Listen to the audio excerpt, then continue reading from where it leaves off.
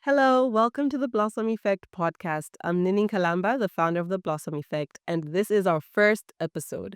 So, this episode, we're going to talk about something that impacts each and every single aspect of our life if we don't manage it well, and that is self esteem and self confidence. So, if you've ever felt like you enter a room and you don't quite belong, or you feel like you're inadequate and everyone else there is somehow more deserving than you are, or you find yourself constantly doubting yourself, do you truly have the skills that you believe you have? Do you truly deserve the love, the greatness that every other individual somehow deserves in this world? And you feel like you're not the individual to somehow receive that same level of blessings of love, then this episode is for you. If you're new here, please don't forget to like the video, subscribe to our channel, follow, and share. Let's grow together. So, self esteem, I touched on it a little bit in our initial episode. It's pretty much just how you value yourself, how you view yourself as an individual. Do you feel you're worthy of all the great things, the love in the world? Do you truly understand your worth and put yourself out there in relationships, in situations, in environments that uphold the standard of worth that you have? And self confidence is rather just the belief in the skills and the abilities that you have as an individual. Sometimes we confuse confidence with pride, right? There's always been this negative perception of a confident woman. And we think a confident woman is aggressive. A confident woman is, other individuals would use quite a negative word. But confidence is just truly believing that the skills you have are great and you have gained the required experience. And whenever you're positioned in a particular role or you enter in a room, you have value to add. Whereas pride, you think that there's nothing new you can learn. You think you're above everybody else. And that is not what confident is. And that's not what being confident is. So let's just get that out of the way and ensure that we have the right understanding of both of these qualities. Now, if you don't truly value yourself and you don't understand the skills that you have and the greatness that you have within you don't position yourself for success. So I dabble in graphic designing, not as much as I used to previously, but I still do to some extent. And when I was not starting out, but I think in my first 2 years, I used to undercharge. It's not necessarily undercharging because that is the standard price that you find most graphic designers who are just starting out or are not that big, are just doing freelance work. That's what they would normally charge, right? So I was like, okay, I'm starting out and I didn't really think I had what it took to charge what all these other great graphic designers that I'd admire were charging. So I just settled for the low price that every other graphic designer that is starting out or just wants to stay in business was charging. And I remember having a discussion with my mom, and I was talking about how this other graphic designer that I admired was charging pretty much double my price, and I felt like I would want to be able to charge that as well, but I felt like my designs were not up to par. And she told me that no, my designs are pretty great. Every time I design something, it's of good quality. You would look at it and say, "Oh, who designed that? I'd like this individual to also design something for me." So I was quite hesitant to increase my prices for a particular job. So someone had asked me to design a company profile for them. And I felt like as I was designing, there was a lot of work involved, a lot of time. And because I like to ensure I deliver quality, I felt like the experience and the eye to detail that I was giving that particular job deserved a better, bigger pay. And I was quite hesitant to approach that customer mid-service to ask them to accept me revising their quotation. And my mom gave me that confidence boost to say, no, your designs are great. And I'm sure if this customer truly approached you because of the great quality of work that you produce, they'll understand and be willing to pay what you're actually worth. So it took me a while. I sent a text to the customer explaining everything, and I thought they'd be reluctant. I was scared that here I am. I finally have a customer for a different type of graphic solution, not the normal posters, flyers, business cards, but a company profile. This is something that would definitely add value to, the profile of work the body of work that I have. And I approached the customer and they accepted that price change. So I initially quoted them a certain amount and I approached them mid service to ask if I could double the price. And because I was confident in the value that I was delivering, and they also could see that value, they were able to give me and pay me what I felt I was worth. So when you truly understand what you have to offer, and you don't shy away from what you truly believe you deserve, and you approach that situation without fear of being rejected, without fear of being canceled, you can set yourself up for success. Now, having said that, I do know that even if you do find yourself or think of yourself to be someone um, who has great high self-esteem, high self-confidence, as individuals in life, we're bound to encounter certain circumstances that are going to shake that up a little bit. So, whether it's a job that you've lost, whether it's a loss of a relationship, whether it's loss of a particular title, or something in your life just isn't panning out, you start to feel and doubt yourself. You start to feel and question if am I really as good as I thought I was at this particular task? Or am I really deserving of this particular blessing? And such circumstances can push us back and make us hold back from putting ourselves out there and thriving. I remember last year, towards the end of last year, I lost a certain job opportunity, something that I thought was mine because it's something it's the work I was pretty much doing. But one reason or the other, it was given to someone else. And then I had to take a lesser job opportunity. And I battled for, I think, months just internally asking myself, does that mean I'm not as good as I thought I was at my job? Does that take away all the years of experience, credible work, quality work that have contributed to the organizations and firms that I've worked for? Is that all suddenly erased? And this started to affect me mentally.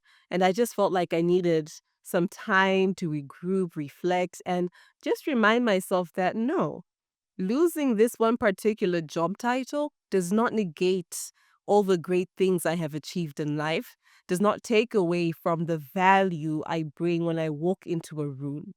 So I needed to remind myself of just how great I am of a person, just how great I still am at my work.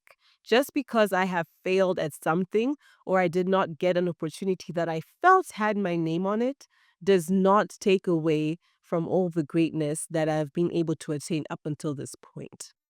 The problem is the enemy tries to use setbacks in our lives to defer us and hold us back and just sit in a season of complaining, a season of crying over lost opportunities, a season of just mourning things constantly that we felt we were so deserving of that prevents us from moving forward. We need to understand that rejection or a failed task or a mistake is not the final place. We need to be able to fail forward.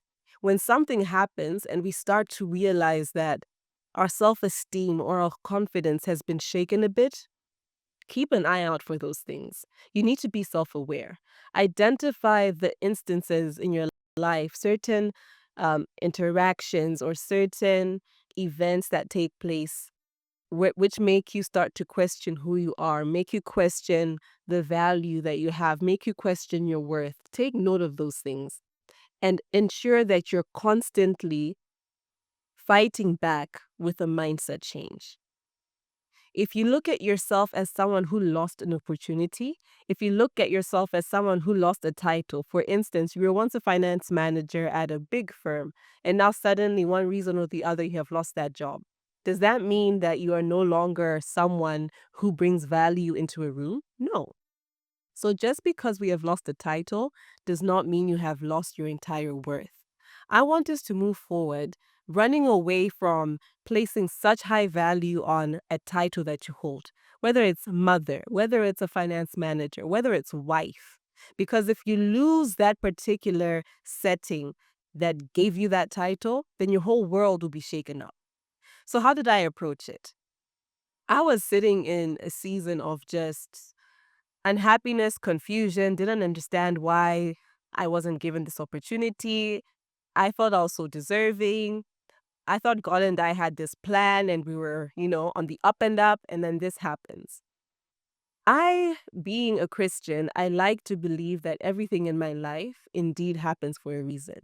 I truly believe that God has orchestrated every single event in my life for a particular reason. So I don't like to sit back and just cry over lost opportunities.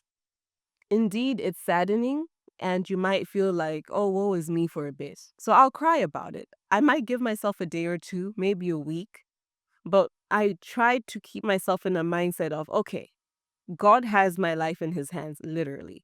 So this has happened. He's aware of it, but I'm sure he has a plan for me to move forward.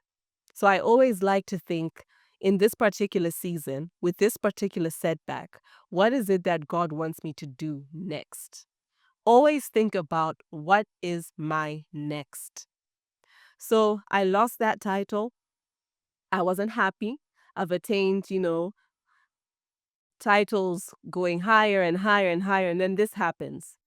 Does this mean that I have lost value in everything that happened before? I was like, okay, we're not doing that anymore. We're no longer placing value on titles. I decided to embark on a personal branding journey, and I'm still on that journey now, just starting out really. I was like, let's remove the title. Went to my LinkedIn. You will not find any title in my header because I am not a specific position. Personal branding is about how you show up to the world online and offline. It is not the title that you hold. Personal branding does not mean you are a mom.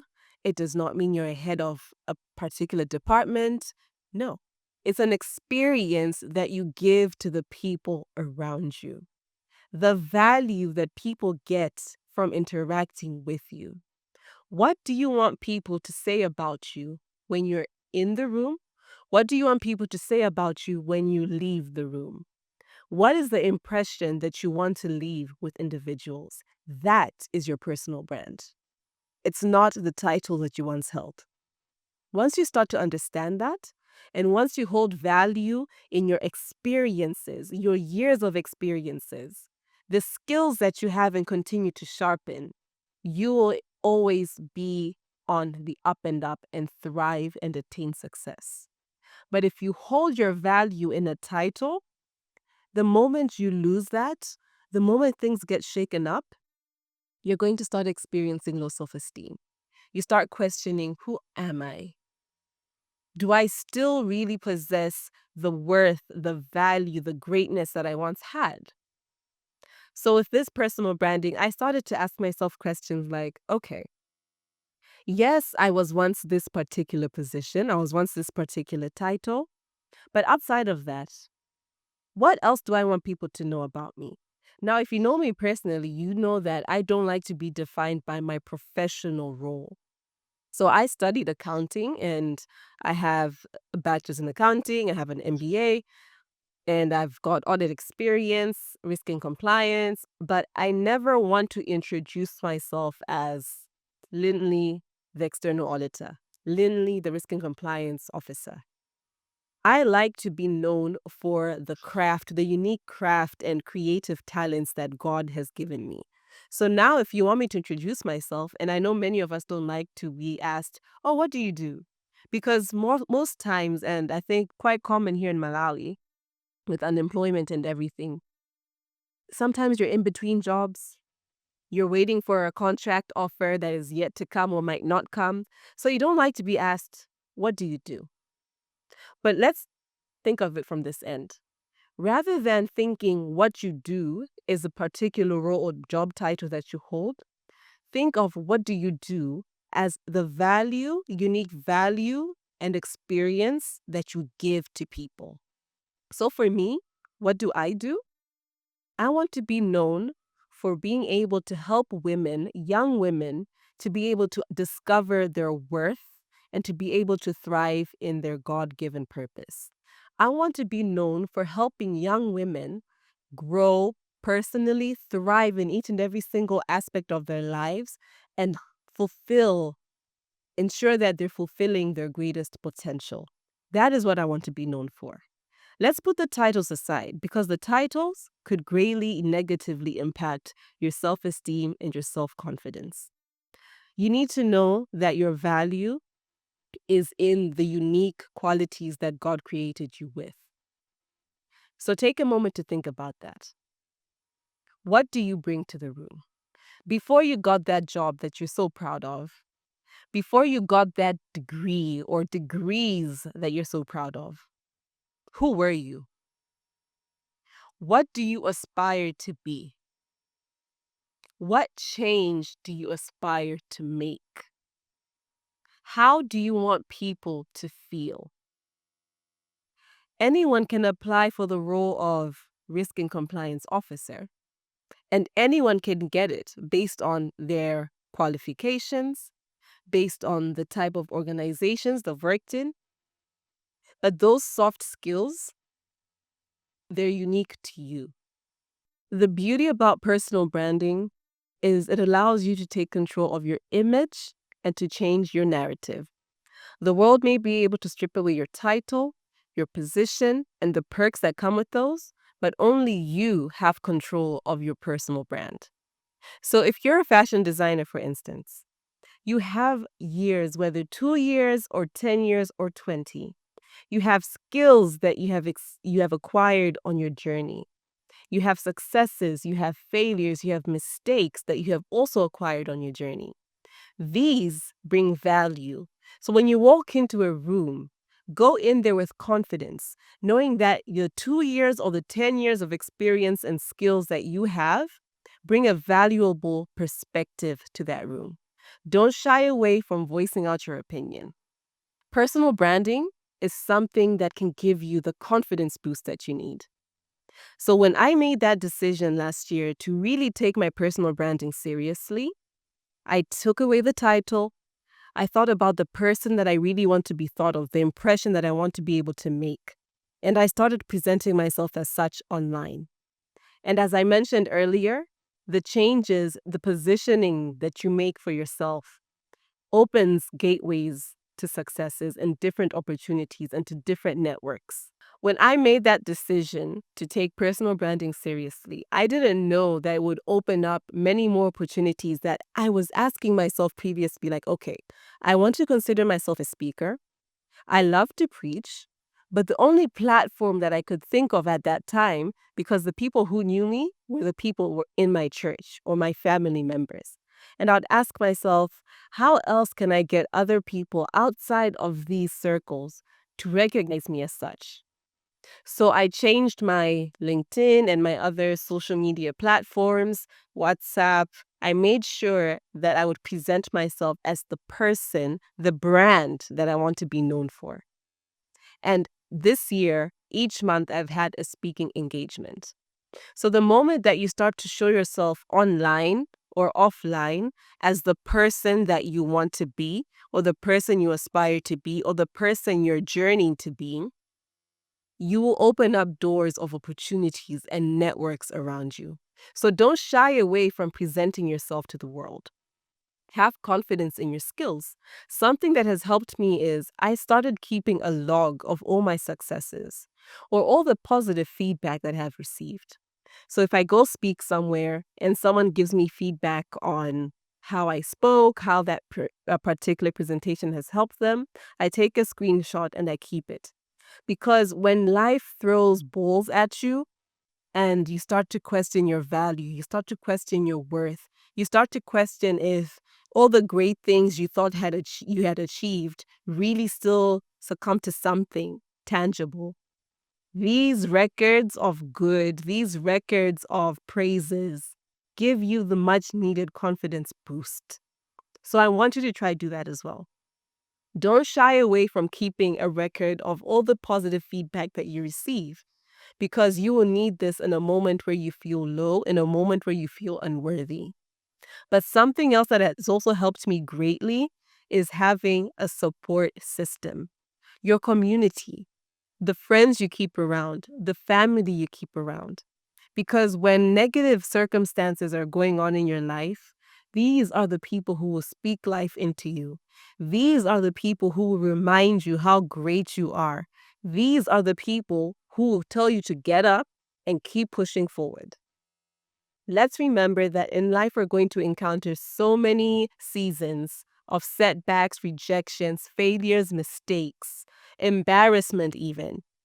But God wants us to continuously get back up and understand that indeed our life is in His hands. And when something happens that you don't quite agree with, you don't quite understand, sit back and just ask God, what does He want you to do next? Always ensure you take it back to God. That has helped me tremendously, and I'm sure that will help you too. Lean into Him, lean into the strength and the greatness that He has planted within you. So, as we're moving forward on this journey of growth, I want you to try something with me. Let's not focus on the positions or the titles that we're holding, but let's look intricately at who you are as a person. What value, what vibes, what experiences do you want to give to those around you? If you see yourself as a confident woman who speaks boldly and truly has great skills and experiences in a particular field, present yourself as such. Try speaking up more in meetings. The more mistakes that you make, the more you learn. But if you keep quiet and you shy away, there'll be no growth. And there's no fun in that. Let's keep pushing. Let's keep growing. Don't forget to like, subscribe, and let this community grow. Bye.